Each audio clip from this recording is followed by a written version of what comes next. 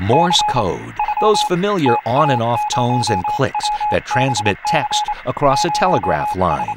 And when it was heard on May 24, 1844, inventor Samuel Morse transmitted the very first message from the Bible. From Numbers 23:23 and recorded on a paper tape, what hath God wrought? From the beginnings of writing to the digital age, the history of how new information, including the Bible, has been produced and delivered is an exciting discovery of an array of communication media. Today, a world of information is accessible with no more than a tap of the finger, and the Bible, the most widely disseminated text of all time, has consistently been an early adopter of many of the most important technological advancements involving the written word for the last 2,000 years. Engage with the Bible, this book of all books. Brought to you by Museum of the Bible.